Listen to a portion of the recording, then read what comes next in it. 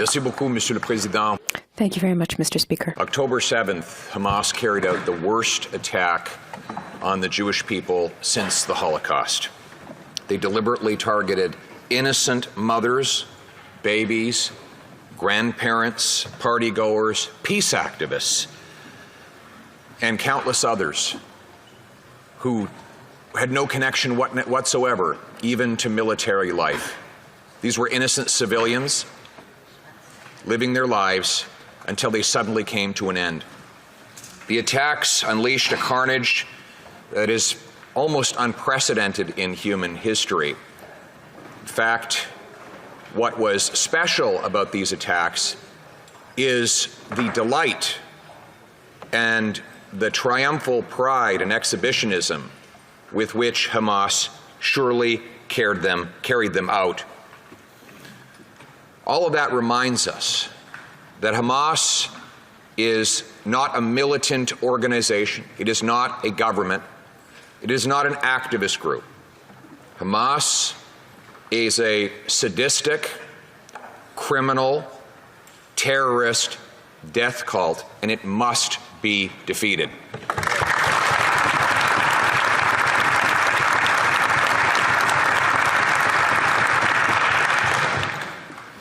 Indeed, Israel does have the right to defend itself in accordance with international law, and it has the right to respond, just as Canadians would respond if an attack of this type were carried out against our people or on our soil. There will be and there can be no negotiating with Hamas. Hamas can only be destroyed, just like President Obama destroyed and assassinated Osama bin Laden. There was no negotiating with bin Laden, and there can be no negotiating with Hamas. And this attack was also an attack on Canadians. If I could quote my deputy leader, in the carnage, 5 Canadians were murdered, and they're not just numbers. Alexander Luke from Montreal, Ben Mizrachiov of Vancouver, both murdered when Hamas opened fire on a music festival. Shir Gregory was also killed. Adi Vital Kaplun of Ottawa was murdered in her kibbutz, and Ned Epstein was murdered as he attempted to defend his girlfriend against a grenade. They are now in our memories forever, and may their memories be a blessing. Canadian citizens missing are believed to be held hostage among the 199 by Hamas who hold their people, their own people, under siege in their gruesome grip, serving as a proxy for the regime in Iran, imposing maximum terror on everyone in their path of destruction. Among the missing believed to be held, Vivian Silver, Judith Weinstein, Tiferet Lapidot, daughter of Canadian citizens. Their fate is unknown, and Canada can and must do more to achieve their liberation, and we pray for their fate and their safe return, end quote. Meanwhile, 1 million Gazans are reportedly displaced. Many more are suffering and have lost their lives. Let it be said that the suffering of the Palestinian people is a tragedy. Every innocent human life, Palestinian or Israeli, Jewish, Muslim, Christian, or otherwise, is of equal precious value. All of us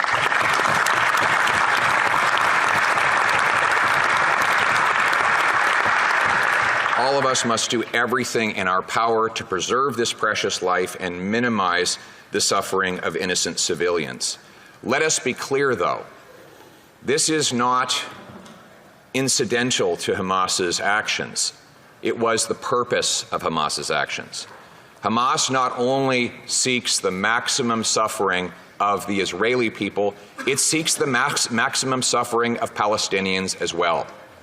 Hamas has controlled Gaza ever since Israel departed from the Gaza Strip roughly a decade and a half ago, and it has worked diligently to preserve Palestinian suffering and prevent any opportunity for an easing of tensions or a future of peace. And we know why Hamas felt the need to act with such drastic cruelty at this time.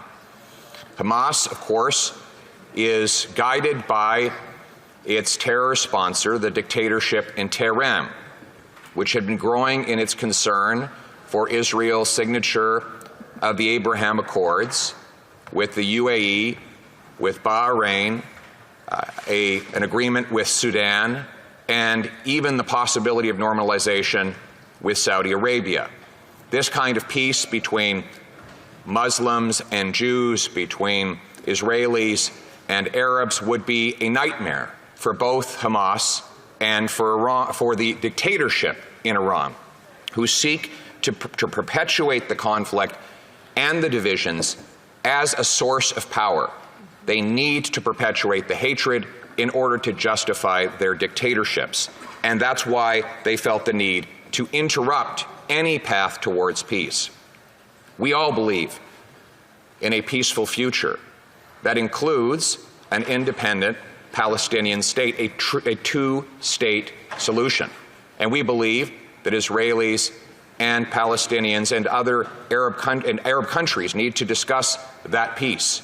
And we understand that stability and security for the Israeli people is necessary for that to happen.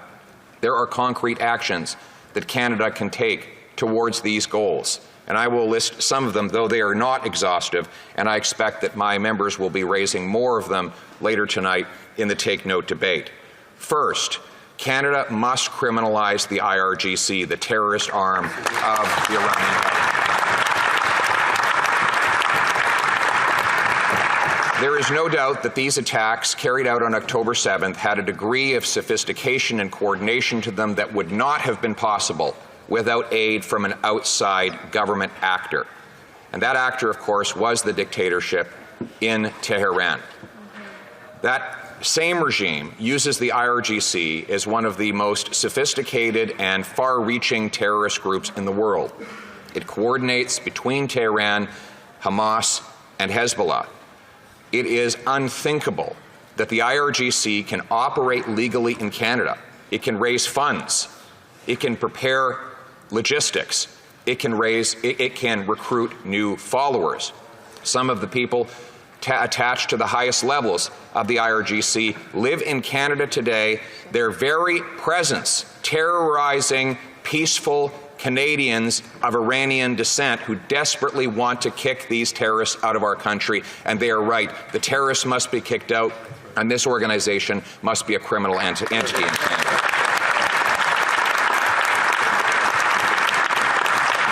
Second, we call for Hamas to immediately release all hostages.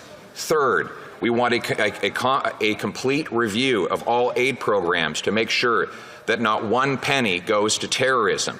Fourth, we need to protect places of worship of all different backgrounds. We know that synagogues, potentially mosques, and other places of worship, we already know that these places have been targeted in the past in Canada. Prior to this recent incident, we know that Muslims have been the victims of hateful and murderous attacks by monsters here on our own soil. We know that synagogues are now facing attacks by anti-Semites. We know that churches have in the past been burnt down. All of this to say that we need to protect all of our places of worship. We need to de-bureaucratize and simplify the federal programs that provide security infrastructure at places of worship so that every single Canadian, regardless of their belief, can feel safe when they go to worship with their fellow Canadians.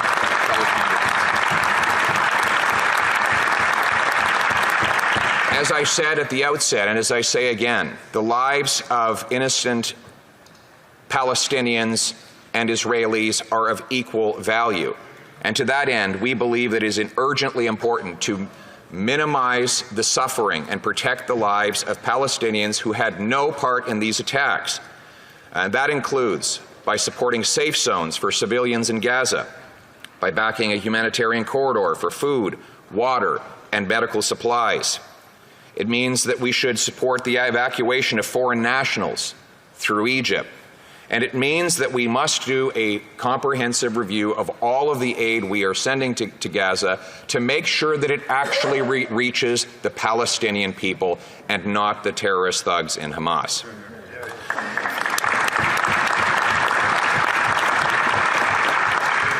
Mr. Speaker, years ago when a terrorist attack happened in the United States of America, one commentator said that, almost trying to absolve the attack, said that we needed to look at the root causes of terrorism.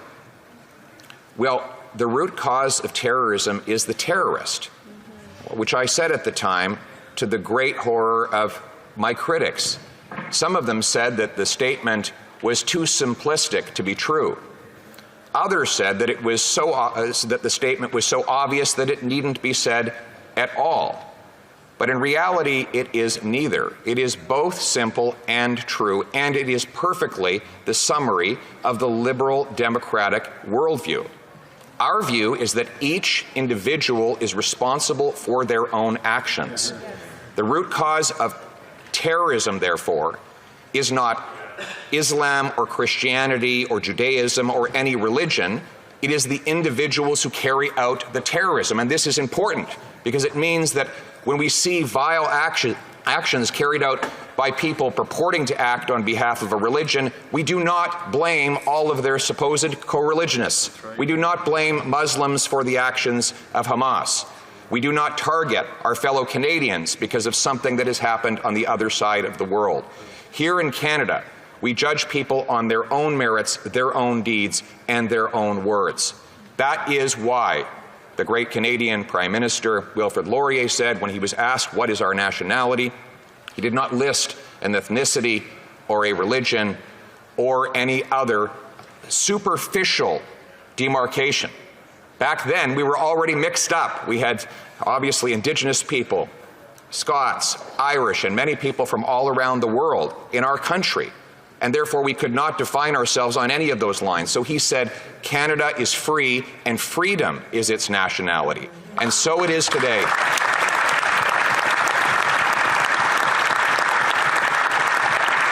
And so let us then set out to protect the freedom of all Canadians and to stand for the values of freedom all around the world. Let us support our Jewish and Muslim friends here in this country as they watch with horror and with sadness at what is happening to loved ones on the other side of the world. They too are Canadians. They are our people. We must stand with them now and always, because after all, we are Canadians. Thank you.